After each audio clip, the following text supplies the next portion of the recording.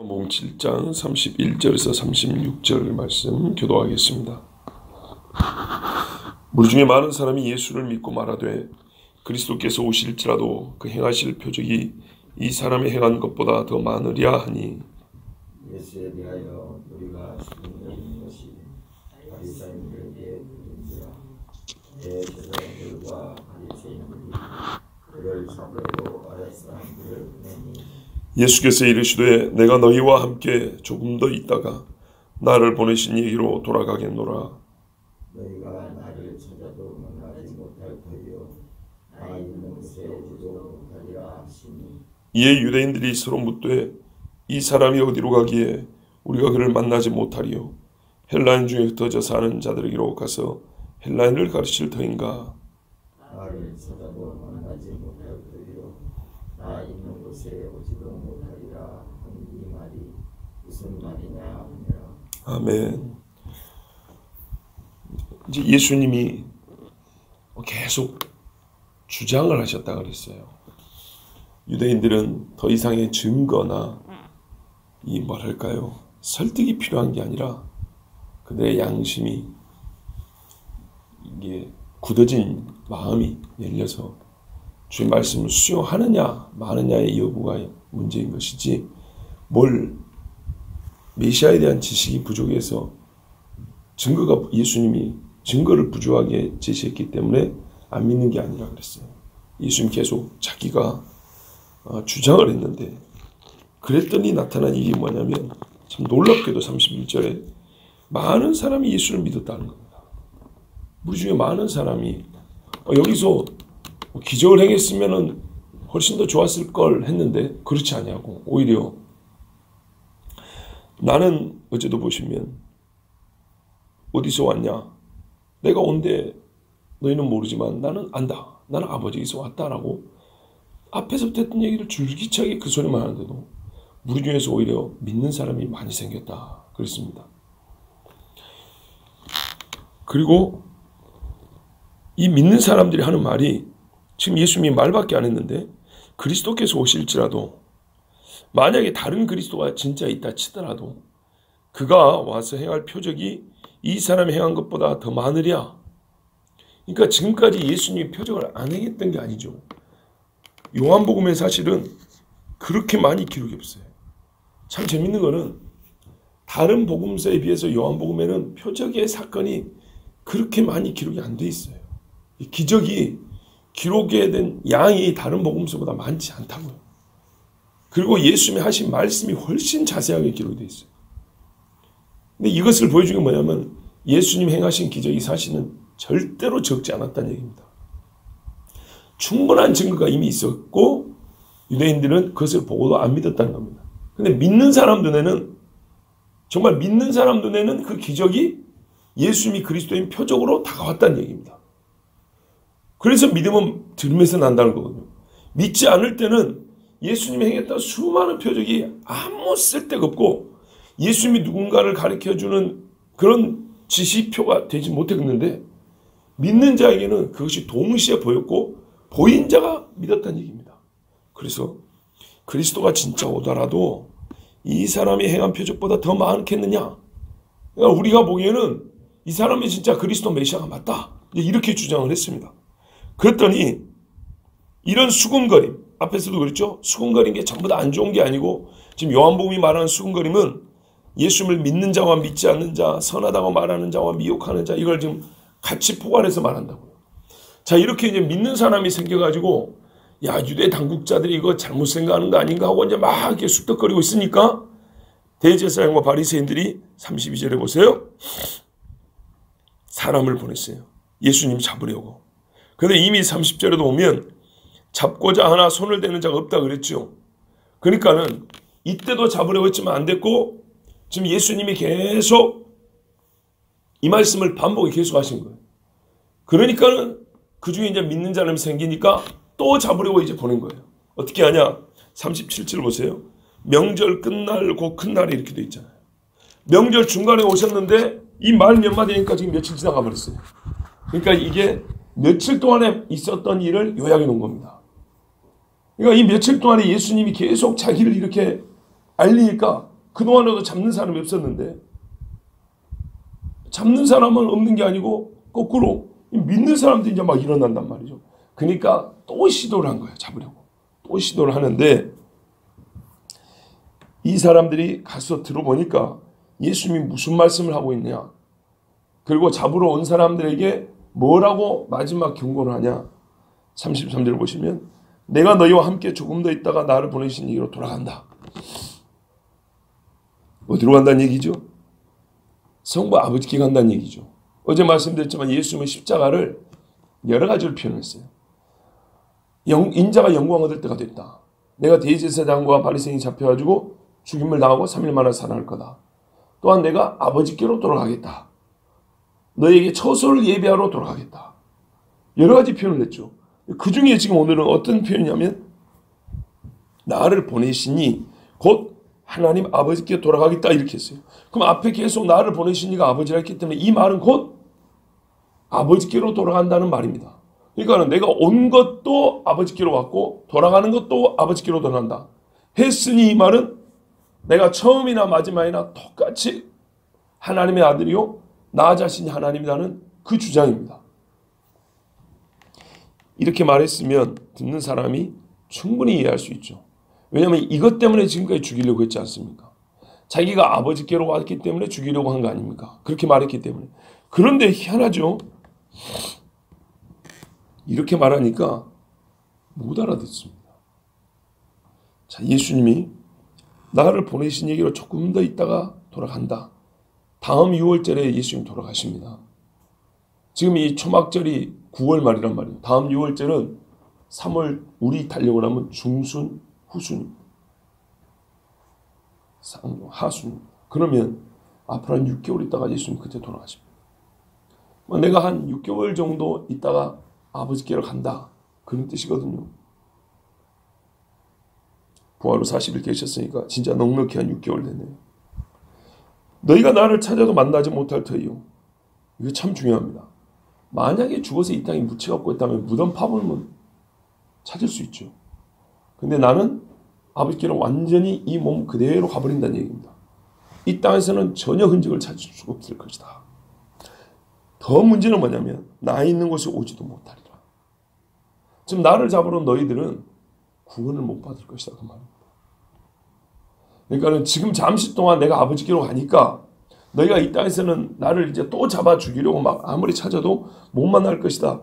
이런 말씀으로 끝난 게 아니고 너희는 지금이나 그때나 앞으로 계속 나 있는 곳에 못 온다. 구원을 못 받는다는 얘기죠. 왜냐하면 우리가 이제 마태복음에 보면 예수님이 후에 뭐라냐면 이 6달쯤 후에 예루살렘 올라오셔서 화 있을진저 정죄를 해버리죠. 8번입니다. 우리 성경에는 한 번 없음 이렇게 해놨는데 그래서 완전하게 이 마귀 새끼들이라고 정죄를 해버렸습니다. 예수님. 심판자인 예수님이 그렇게 말했기 때문에 이 사람들은 구원 못 받습니다. 말로 성령을 회방하는 자는 이 세상과 오는 세상에 사심을 얻지 못한다. 분명히 그렇게 말씀했습니다. 실제가 이 사람들입니다. 그러니까는 이 당시 예수님을 잡아 죽였던 제사장들이나 바리새인들처럼 하면 용서를 못 받습니다. 예수님이 아주 무서운 말씀입니다. 믿는 자에게는 34절의 말씀이 은혜입니다. 너희가 나를 찾아도 만나지 못할 터이요. 어디로 간다는 얘기입니다. 아버지 하나님께로 간다는 얘기잖아요. 그런데 우리 주님이 가시면서 약속을 하거든요. 성령을 보내준다. 처소를 예비하러 간다. 다 알아먹어요. 처소는 혼인 약속을 하고 정혼을 하고 혼인 예식 그 마지막 날 신랑이 처소를 예비하면 데리러 오거든요. 바로 그 말입니다. 그러니까 믿는 자에게는 아주 큰 소망의 약속인데 믿지 않는 자에게는 절망의 약속입니다. 그게 34절에 들어있습니다. 만약에 제가 이제 이 한 32, 3, 4절 가지고 좀 다른 예배 때 설교를 했으면 이걸 갖고 조금 더 우리가 깊이 생각해 볼 말씀들이 있습니다. 근데 오늘은 우리가 이 말씀을 이해하는 것으로도 충분합니다. 예수님이 분명히 사람이 찾을 수 없는 곳에 간다는 말은 죽으시나 부활한다는 얘기고, 부활하여 하나님 아버지께로 올라간다는 얘기입니다. 그 말은 곧 신랑으로서 신부를 데리러 준비하러 간다는 뜻입니다. 그것은 믿는 우리에게는 정말로 큰 소망이고, 예수님을 잡으러 온 이 사람들에게는 이제 눈에 이 참 가시가 없어졌으니 속 편하다 이럴 수 있는 것이 아니고, 그들은 끝내 회개하지 못하고 구원을 받지 못한다는 정말로 영원한 절망입니다. 영원한. 얼마나 무서운지요. 구원을 받는다 하더라도 영원이라는 말 자체는 우리 인간이 생각할 수 있는 상상의 범위를 넘어갑니다. 우리 인간이 감각적으로 감당이 안 될 때 기절을 내버리죠. 심정적으로 감당이 안 될 때 절도라 그러죠. 그게 그건데요. 정신을 잃어버립니다. 이 시간적으로, 이 관념적으로 이해가 안 됩니다. 영원히 뭘까 도대체. 끝이 없다는 게. 우리가 천국에 가서 끝이 없이 살면은 그 즐거움에 말 그대로 시간 가는 줄을 모르고, 시간이 흘러가는 줄도 모르고, 영원의 시간, 시간이 아니에요, 영원은. 그렇게 살 겁니다. 그런데 이 시간 속에 사는 우리가 영원이라는 걸 한번 상상을 해보면 얼마나 무서운지 모르고. 그런데 이들이 불과 여기서 타는 연기가 세세토록 올라가리로다. 무시무시한 겁니다. 정말로 무섭습니다. 나 있는 곳에 오지 못하리라. 그런데 이 사람들이 어찌하여 구원을 못 받을 사람들이냐. 말하는 꼴을 보십시오. 자기들이 지금까지 왜 예수님을 죽이려고 했냐면, 나를 보내시니 하면서 아버지께로 왔다는 것 때문에 예수님을 죽이려 했지 않습니까? 근데 지금 나를 보내신 얘기로 간다 그랬으니까 아버지께로 간다는 얘기 아닙니까? 이거를 이 사람들보다 잘 이해할 사람이 없잖아요. 왜? 그것 때문에 죽이려고 했으니까. 그런데요, 얼마나 답답한지 봐보세요. 35절에. 이에 유대인들이 서로 묻되 이 사람이 어디로 가기에 우리가 그를 만나지 못하리요. 아버지께로 간다 했잖아요. 나를 보내시니까. 근데 이거를 말을 세상에 우리도 알아먹는데, 그죠? 우리도 알아먹겠구만. 바로 이 현장이 있었고, 이 말을 수없이 반복하게 들었고, 바로 이 말 때문에 분기탱천하여 예수를 미워하고 죽이려 한 사람들이 세상에 이 말을 못 알아먹고 뭐라고 말하냐면, 헬라인 중에 흩어져 사는 자들에게로 가서 헬라인을 가르칠 터인가. 우리가 들었던 디아스포라라는 말 들어봤죠. 흩어져 사는 유대인들 말하는 거예요. 사도행전에도 보면 절기 지키려고 사방팔방에서 오잖아요. 그때 성령이 임해서 사도들이 방언을 하는데 여러 지역 사람들 말을 실제로 배우지도 않은 언어를 유창하게 구사했어요. 자기들은 아마 히브리 말로 한다고 뱉었는데 이게 다른 말로 나오는 거예요. 그래서 갑바도기아 사람, 로마 사람, 아라비아 사람, 알렉산드리아 사람, 여러 지역 사람들이 뭐냐면 세상에 저 사람들이 어찌 우리말을 아느냐. 저 많은 사람들이 때로 말이죠. 그러면서 말의 내용은 우리가 하나님의 큰 일을 듣는도다 그랬어요. 이게 바로 메시아 이야기입니다. 그래 듣고 회개하고 막 돌아오잖아요. 그러니까요. 바로 이런 사람들 얘기한 겁니다. 옛날에 아수르나 바벨론 때 포로를 끌려가서 돌아오지 못한 사람들. 그리고 또 나름대로 자기들 생업 때문에 외국으로 가서 살았던 사람들. 여러 이유로 하여튼 유럽과 아프리카와 아시아 여러 지역에 흩어져 있던 유대인들을 얘기하는 거예요. 그 사람들에게로 가서 그들을 가르칠 테니까. 왜? 여기서는 여러 가지로 박해를 받으니까 이제 박해가 없는 곳으로 가서 가르칠 터인가. 이렇게 얘기하는 거예요. 여러분 이 사람들 정말 이해가 안 되죠. 예수님이 분명히 나는 그냥 떠나련다 이렇게 말한 게 아니고 어디로 가는지 목적지를 분명하게 말했어요. 나를 보내신 이에게로 간다 그랬어요. 아니 이 흩어져 있는 유대인들이 보낸 게 아니잖아요. 만약 흩어져 있는 유대인들이 보냈다고 생각할 것 같으면 전부터 당신은 로마 유대인들이 보냈어. 저기 아프리카에 사는 유대인들이 보냈어. 이렇게 말했었어야 될 거 아닙니까? 그렇게 말한 적이 없어요. 예수님도 그렇게 말한 적이 없고 예수님을 비난했던 유대인들도 그렇게 말한 적이 없고 이건 갑자기 돌출된 발언이에요. 무엇입니까? 마귀는 이렇게 엉뚱한 얘기를 한다고요. 정말 제가 성경을 읽지만 이런 정신 나간 사람도 있을까? 이 이야기는 정말 맥락이 없는 이야기예요. 맥락이 없는 이야기. 어떻게 이런 말을 할 수 있을까? 바로 이것입니다. 성령이 눈앞에 계신 예수님, 정말 성령이 열어주지 아니하시면 눈앞에 계신 예수님도 못 알아보고 성령이 가르쳐주지 아니하시면 예수님의 말을 들으면 들을수록 진짜 3000% 빠지는 겁니다. 이래서 나중에 들으면 예수님에 대해서 들었다고 하고 안다고 하는데 가만 들으면 전혀 성경과 무관하고 예수님 본인이 하신 말과도 무관한 이런 이상한 소리를 하게 되는 겁니다. 그러니까 예수님이 하신 말씀을 못 알아먹으니까 이들이 이제 자기들끼리 자문합니다. 나를 찾아도 만나지 못할 터이요. 나 있는 곳에 오지도 못하리라 한 이 말이 무슨 말이냐. 이거 못 알아먹었다는 겁니다. 못 알아먹으니까 자기들이 생각할 때는 가장 우리가 찾아가기 어려운 것이 어디냐면 저기 갈릴리 시골도 아니고 사마리아 사람들이 사는 사마리아 동네도 아니고 외국이란 거죠. 외국. 그런다고 이 유대인이 이방인들하고 살려고 할 것은 아니고 보니까 랍비는 랍비란 말이죠. 그러니까 유대인들을 가르치는 랍비인데 외국에 있는 유대인을 가르치러 갈 셈인가 하고 도대체 예수님의 말씀을 36절처럼 못 알아먹으니까 최대치로 생각한 게 바로 디아스포라 유대인을 가르칠 셈이냐 이렇게 말한 겁니다.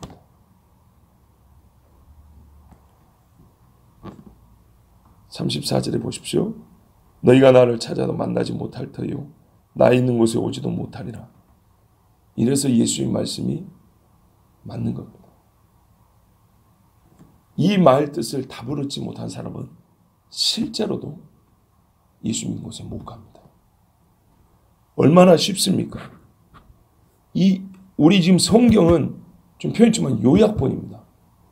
예수님이 지금 명절 내내 며칠 동안 설교를 하던데 며칠 동안 이렇게 이 정도 말 안 했다면 거의 아무 소리 안 한 것 정도밖에 안 됩니다. 이렇게 말을 적게 하셨습니다. 우리가 말을 좀 많이 한 사람 같으면 1시간치도 안 됩니다. 제가 지금 설교한 말을 글로 옮겨놔도 이것보다 많을 겁니다. 근데 예수님이 며칠 동안 진짜 이와 같은 말씀을 계속 반복을 했다면 그 중에 어떤 일은 믿었다면 뭘 믿었다는 겁니까? 나를 보내시니 나는 나를 보내신 이의 뜻을 행한다. 그분은 아버지시다. 하늘에 계신 이가 나를 보내셨다. 그러니까 너희가 나를 믿어라. 예수님 여기 보세요. 믿었다는 게 뭘 믿었다는 거예요? 예수님 지금 여기 있다는 걸 믿었다는 거예요. 그 아비가 요셉이라는 걸 믿었다는 거예요. 엊그저께 오병이어 기적인 걸 믿었다는 거예요. 그게 아니고 예수님 믿었다는 예수님이 누구신지를 믿었다는 얘기입니다. 그 메시아인 줄을 알고 믿었다는 얘기입니다. 그 사람들이 왜 믿었을까요? 예수님이 계속 이 말씀을 했기 때문입니다. 예수님이 계속 자기를 드러내는 이 말씀을 했기 때문에 믿은 겁니다. 그런데 믿지 못한 사람들은 그 믿지 못함의 어둠이 실상이 어느 정도냐를 오늘 이 말씀이 가르쳐 주는데 예수님이 계속하여 가르친 바 나를 보내시는 아버지고 나는 아버지가 보내신 그의 뜻에 합당하게 너희에게 가르친다라고 했건만 그래서 내가 바로 그 나를 보내신 이에게로 돌아간다 했건만 그 전에는 보내신 이가 누군지 알기 때문에 죽이고자 해놓고 지금은 똑같은 보내신이라는 말을 썼는데도 어디로 간다는 얘기냐? 갑자기 눈이 어두워져 버리죠. 봐보세요. 예수님을 죽이는 데는 눈이 밝은데 예수님을 찾는 데는 갈수록 눈이 어두워서 자기들이 쓴 똑같은 말을 하는데도 헬라인 중에 간다는 얘기냐? 어디로 간다는 얘기냐? 어떤 한 사람이 말을 못 알아보는 게 아니에요. 예수님을 잡으러 그 무리가 다 당대의 똑똑한 바리새인들과 그의 무리가 절대로 이 말씀을 못 깨닫는 겁니다. 이렇게 쉬운 거예요. 그래서 우리 하나님께서 이사야를 통하여 주신 말씀이 맞습니다. 계속 완악하여 계속 하나님의 말씀을 듣지 않는 자에게는 눈이 완전히 어둡게 만들어버리고 귀를 완전히 덮어버린다 그랬습니다. 그래서 어떻게 되냐? 후에는 눈이 있어도 보지 못하고 귀가 있어도 듣지 못한다. 그런데 이걸 어떻게 표현하면 혹 눈이 열릴까 싶다. 혹 귀가 열려서 깨닫고 믿어버릴까 한다. 무슨 말이냐면 우리 하나님이 이제는 회개할 수 있는 기회를 박탈시켜서 눈이 못 뜨이게 귀가 못 열리게 닫아버린다는 얘기입니다. 저는 정말 20대 초에 과연 이게 진짜 하나님이 하신 말씀인가 생생히 기억합니다. 지금 저 시끄러운 교회 대학부를 다니고 있을 때 우리 성경 공부의 본문이 그거였어요. 이사야가 말하기를 이 백성이 보기는 보아도 보지 못하며 듣기는 또 듣지 못하는데 혹 눈이 열리고 귀가 뜨여서 들어버리고 믿어버릴까? 이게 도대체 무슨 말이냐? 뭐 하나님이 지금 못 듣게 해버린다는 거고 못 보게 한다는 거고. 근데 왜 전해 지금? 전하면서 못 보게 하고 못 듣게 한다. 이게 무슨 말씀이야? 참 이거 설명이 너무 어려웠습니다. 이 이야기 너무 20대 초반에 청년애들끼리 모여가지고는 정말 이 말씀 이해하기 어렵습니다. 근데 말 그대로 있습니다. 깨달으라고 던져주는 말씀이지만 누군가는 이 말씀을 듣고 깨닫는 것이고 누군가는 이 말씀이 전해질수록 더욱 못 깨닫게 하나님 해버린다는 뜻이었습니다. 그런데 그 뒤로 계속 성경을 보면서 오늘 여러분과 같이 제가 이 새벽마다 말씀을 보면서 여러 성경을 강의에 즉 차근차근히 읽다 보니까 알게 됐어요. 왜 그런지. 유대가 멸망할 때 왜 하나님이 그렇게 하셨는지. 왜 그런 말씀하시는지 알게 됐어요. 회개의 기회를 충분히 줬지만 그 때를 넘어버린 사람은 아직 회개의 기회가 남아있는 사람과 회개의 기회를 박탈당한 사람이 동시대에 살고 있단 말이에요. 그 동시대에 살고 있는 사람에게 하나님이 똑같은 메시지를 선포한단 말이죠. 그런데 그러니까 어떤 얘기는 그게 생명의 말씀으로 들리는 기회가 되고 어떤 얘기는 안타깝게도 더 이상의 기회가 없는 가면 갈수록 더 하나님을 거역하게 되고 더 알 수 없는 어지러움만 던져주는 그런 하나님의 말씀이 되어서 그는 끝내 회개에 이르지 못한다는 겁니다. 우리가 살면서 보면 근데 이게 실제란 말이에요. 실제로 이런 일이 있단 말이에요. 그런데 그 실제가 한 10년쯤 고생하고 마는 게 아니라 영원히 간다고 하면 생각을 해봤어요. 영원. 이렇게 무섭고 끔찍한 일이 어디 있습니까? 이 사람들은 이 질문을 영원히 풀지 못합니다. 그가 어디로 간다는 얘기냐? 알 수가 없습니다. 알아야 따라갈 거 아닙니까? 우리 주님이 따라갈 거 아닙니까? 여러분, 오늘 우리에게는 충분한 기회가 있습니다. 충분한 기회가 있을 뿐만 아니라 우리는 그러니까 예수님을 알 수 있는 기회를 넘어서서 예수를 위하여 헌신할 수 있는 기회가 있습니다.